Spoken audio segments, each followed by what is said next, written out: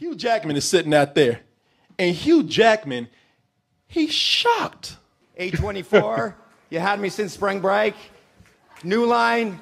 He's like, I like that. He's like, are you fucking kidding me? No, that face is the definition of dumbfounded.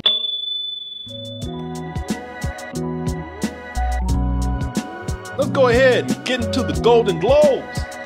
There's a few things that happened at the Golden Globes. There was one thing in particular that everybody is talking about heavy right now, but a few things happened at the Golden Globes. You know, those were just last night, January 7th, 2018 year of our Lord. And there were a lot of memes, a lot of stories, a lot of gossip, a lot of mess, a lot of politics.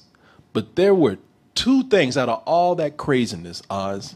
There were two things that stood out at the Golden Globes, and some of it I don't even know why. One thing that stood out amongst people, James Franco. James Franco won Best Actor in the category of comedy or musical, and he started a controversy of his own. People say, man, how dare you push the great Tommy Wiseau, your muse? I like the way Danielle's like, the audacity, not the great Tommy Wiseau. He said, move your ass on. Yeah, he shoved his ass aside quick. Go on, get your fucking ass out the way. Yeah, you know Tommy Wiseau, right? I sure do. Tommy Wiseau, the great Wiseau. The great Wiseau of The Room fame. You know Tommy Wiseau? He made that one movie you guys talk about all the time. That's crazy. Yeah, that's him. Yeah, that's him. Why are you so shocked? Why's your mouth open? No, I'm not shocked. Jill was laughing. Like, do you know this man? I mean, just let the guy have his 15 seconds. No? Is he that crazy where you're just like, no, that's not happening? Okay, you know what, Danielle, you hit it right there. I don't know, though. I mean. Danielle, you hit it. You hit it right there. There's a reason he pushed this man out the way. That's like me on the Tuesday show. You're like, no. That's why you like a sympathetic, because we do you like that all the time. Get your ass back. Look at him. Here's the thing about Tommy Wiseau, and Oz knows what I'm talking about. I don't know why people are so upset at him unless you're like Danielle and like, oh, let the man have his time. Y'all don't know. Tommy Wiseau. Like, too high risk. Oh, you got that. Low reward. Tommy Wiseau. You ain't no way in hell you going to let this man, James Franco spent a lot of time with this dude. And he knows how unpredictable his silly ass is. He'll do anything when he comes up there. You don't know what this man's going to do. This dude is crazy. Yeah, you know, he ain't going to... Yeah, his big moment where he's getting his award and going to let this nutcase up there and take it away. No. I love it. No, hell no. I understand completely why. He told that's exactly it. You know, behind the scenes, when they were probably filming this movie, he probably had him come on a lot. And probably say, hey, Tommy, what do you think about this? What do you think about that? And he would probably go off on these tangents. Do this, do that.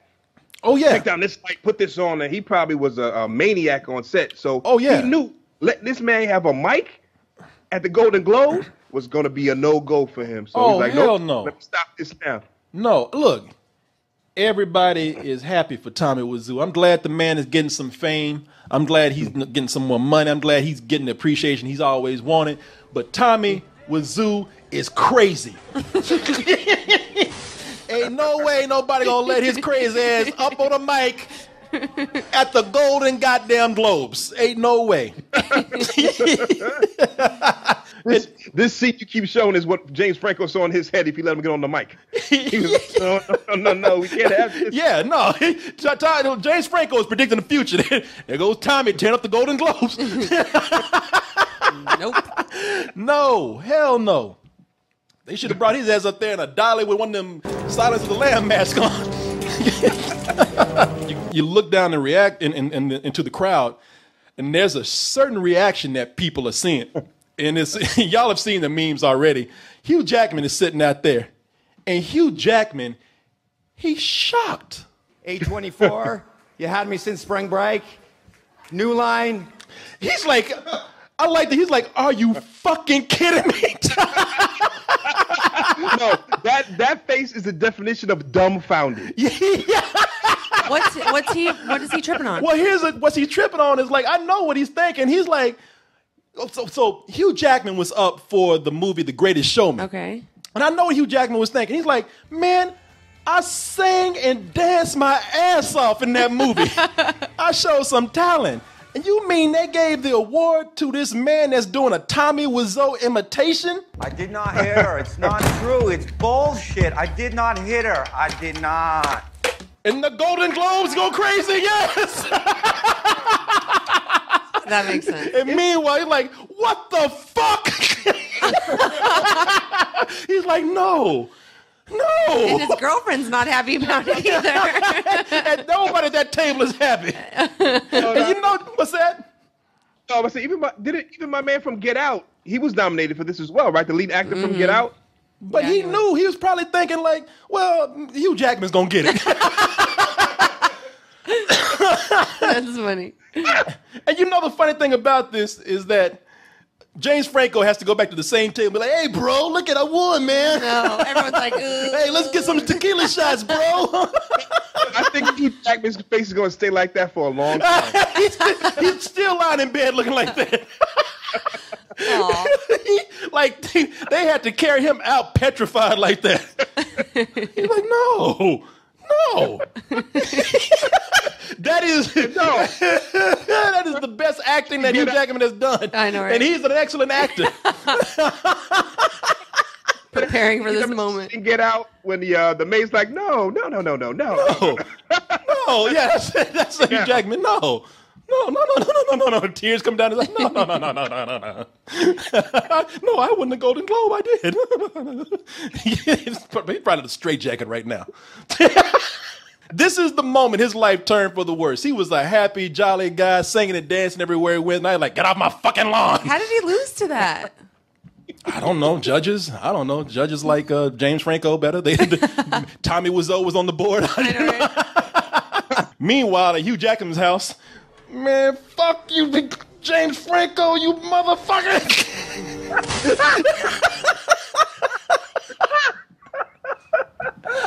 Man.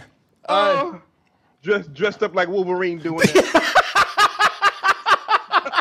Going around just slicing shit. You know, this is, and then, I'll be honest with you, like the Golden Globes, they are notorious for just catching people in these random expressions. So I know a lot of people saw that. That's the thing about the internet culture. People will catch you in just some spur of the moment expression. I mean, he could have been midway. He could have been taking a fart right now. Yeah, you know, like his leg is up. He's like an inch off the seat. He's taking a fart, and somebody caught him with that expression. They're like, "Oh, he mad," and it's like, man, you know, he's probably not. He probably doesn't care. He don't care. You never know. Yeah, you never know. While that was going on, people like, oh shit, can't nothing top that. And then the big O got to the stage, and every man was terrified. If you this speech, you know what I'm saying, Us? Man went to the bathroom. Oh, I gotta go to the bathroom. Oh, I gotta move the car. Oh, I gotta. Yeah. Everybody had an excuse to leave the room that time. I tell you what, if I had been at the Golden Globes at this moment right here, I would be scared shitless, Danielle. This woman got up in front of a room of #MeToo angry women and got them heated, got them mad. Now, like this part right here in her speech. So what happened was Oprah gave an almost 10-minute speech and is rocking the world right now. And this particular part right here, it's heartbreaking. She's talking about a woman, black woman named... she's a rape victim by the name of Reese Taylor. It's a very heartbreaking story, but it's a story that is being told to women who are already mad as hell. And she's like, now kill my women, kill. The whole room starts tearing man apart. You know, this is something right here where, you know, all the men in the room, I'm looking at this right here, all these men in the room that are clapping right now, you better be happy before Lord Oprah calls her minions to kill you. And you don't think that this wasn't scary for the dudes? Danielle, I want you to look at something. I want to do a little Where's Waldo thing right here. Out of all the room right here, who's not clapping? The what? Stedman. Only man who's safe in there. Stedman ain't moved. He's the only man safe. Stedman is terrified right now. Stedman is saying, y'all don't know. Oprah is heated right now. I think that Oprah is mad. She's heated, and I got to go home with that. Stedman's about to go home and get his ass whooped. And the funny thing about it is, I don't even know if that's Stedman. I think that's a wax dummy. That shit ain't moving at all. He's not moving. Is Stedman even there? Look at that. Everybody's lively, man. Oh, hang on now. Denzel ain't clapping. Was Denzel in there too? Yeah. Oh, Denzel, he's mad because he really did lose. He ain't been clapping all night for shit. Denzel is like, if I ain't winning shit, I ain't clapping for nobody. Wow, he's not fucking with this at all. Denzel might be drunk too. Might be on that lean. Yeah, he got that lean. Look at like everybody in the room happy. The only people ain't moving is Stedman and Denzel. I can understand Stedman because he's probably heard the speech like 600 times. I'm sure she's recited it over and over. Don't you think? Or no? Would you say he's just tired? Yeah, he's tired of hearing it. He's like, man, I've heard this shit already. Look at him, he's like down there with her. Did he get a lobotomy? You gotta clap though, don't you gotta clap? I would think so, but he's sitting up there with his mouth open. I don't know what's weird going reaction. on. Stedman is in the sunken place right now. I don't know what's going on with him. That is weird, man. I know. Think Stedman. And Streisand is like, get your ass up and clap, nigga, clap. Yeah. Look at her. She's like, wait a minute. I don't think Stedman's his name. She just calls him that. Yeah, this is weird, man. This is like some Get Out shit going on. Like between Denzel and Stedman, what the fuck is happening in this room right here? And I like the way Barbara. She like, I'm gonna tell Oprah on She's your like, ass. Hello, are you gonna clap? You alive? She's looking at him. She's like, Earth to Stedman. She's over there blowing on us. Stedman. Celebration. Hello. Crazy. This is weird, man. It is weird. He's not moving. That's crazy looking. No, he is not budging, man. Denzel don't give a fuck either. Denzel like, you bitches don't mean shit to me. Where my water? I ran through half of you bitches anyway. Yeah, Denzel's like, man, I'm Roman J. Esquire Senior the third. I ain't got to clap for nobody. You know, here's the thing though. Like he's probably scared to death, man. He's probably petrified. He's like, what? Why you people clapping? Look what you've done, you fools. She'll destroy us all. Back from the future too. That was not, and the reason why people are talking about this, that was not a Golden Globe speech. That was a campaign speech that she gave. That she knew exactly the right words to say to get these people rallied up. And I tell you, a lot of people already knew that this was a campaign speech, especially if you followed the teachings of the great prophets Huey and Riley. Those names ring a bell to you at all, Danielle? Nope. Huey and Riley from the book of Boondocks. I am the stone that the builder. Oh, yeah. Yeah, this show right here by Aaron McGruder, which came on, premiered in 2005. It was known for its topical humor. It was known for not being afraid to confront the issues of racism in ways that upset not only white people, but upset black people. One of the most notorious, but also one of the most amazing episodes of the Boondocks that I've seen is the one where Martin Luther King actually did not die, but he lived, and he came put out. Some Captain America shit. Yeah, he did some They thawed his ass out. No, he was in a coma, and he came out of his coma to the 2000s and saw the plight of his people and was highly, highly upset by that. I've seen what's over the horizon, and I promise you, you niggas have nothing to celebrate. I know I won't get there with you. I'm going to Canada. Like, what? Stedman reaction. That's Stedman in there. They're all Stedman. Yeah, Stedman looking like Martin Luther King. Huh? But you know something? That particular episode, while very controversial, also very insightful, ended on a very positive note. And it was almost like Aaron Magruder had his hand on the pulse of not only black culture, but politics so well that some say he might have predicted the future. The episode ends with Oprah Winfrey being elected president. Why did you decide to end the episode that way? You know, we kind of wanted to end it on an upbeat note, and ultimately, even though King comes down very hard on the black community, it inspires them to action, and so we ended with Oprah being president, which I think we all want to see. You know, if you go back and look at that, that's on Nightline. If you go back and look at that still, there's a frame here where if you look at it, it not only says Oprah Winfrey elected president, but it says 2020. Yep. The next upcoming election. A lot of people, that's crazy. That is insane because a lot of people are saying, excuse me, that Oprah Winfrey, it's not out the realm of possibility that she might want to run for president coming up in 2020. Predicted by the Boondocks. So like everybody has the Simpsons, black people got the Boondocks. I'll vote for it just to make sure this happens. Oh yeah, I would vote for it just for some like conspiracy shit, you know? Yeah, I love it. And you know something? I mean, listen, who knows, right? Really, who knows? But there are a lot of things in that particular speech that she said that makes me think like, you know something? I could definitely see this being her campaign speech right here, being her campaign trail. Not only did she come in and she talked about the Me Too movement, she talked about the much needed discussion of sexual misconduct, not only in Hollywood, but in a lot of businesses, just in life in general. But if you hear this right here, she's talking about the things that Trump despises, and she's saying, you know what, don't worry about it. 2020 me, I got you.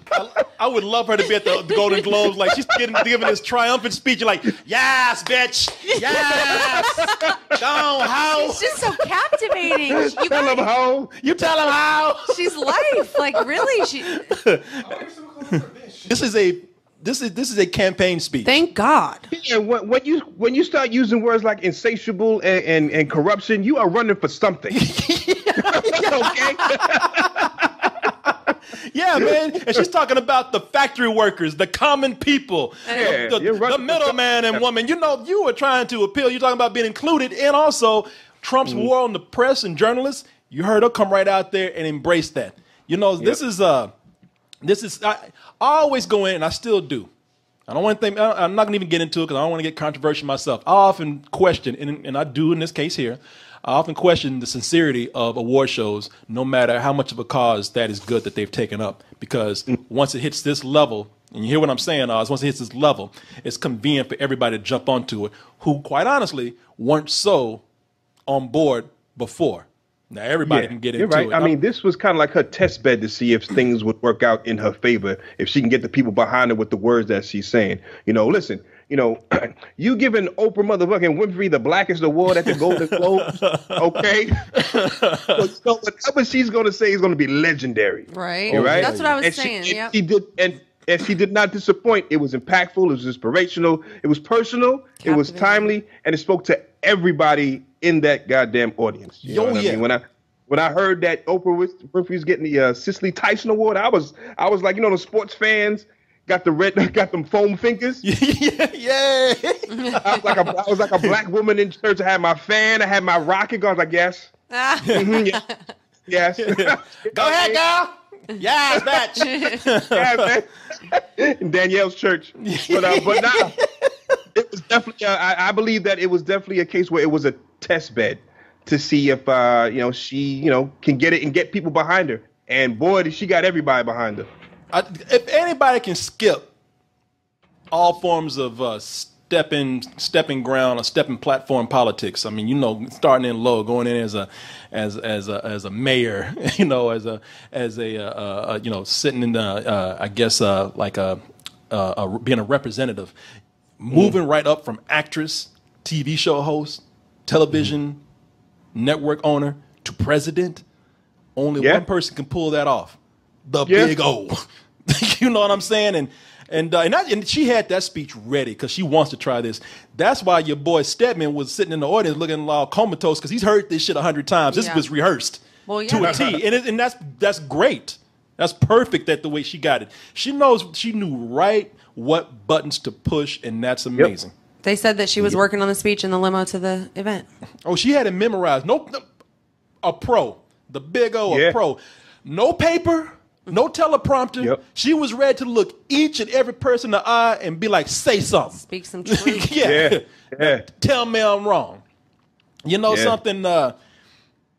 Trump fucked it up for everybody, including the racist and the sexist in the same combination. See, you messed up and put this man in here. Now you're going to get a black and a woman in the White House. For everybody. Yeah, messed it up for everybody. Yeah, man.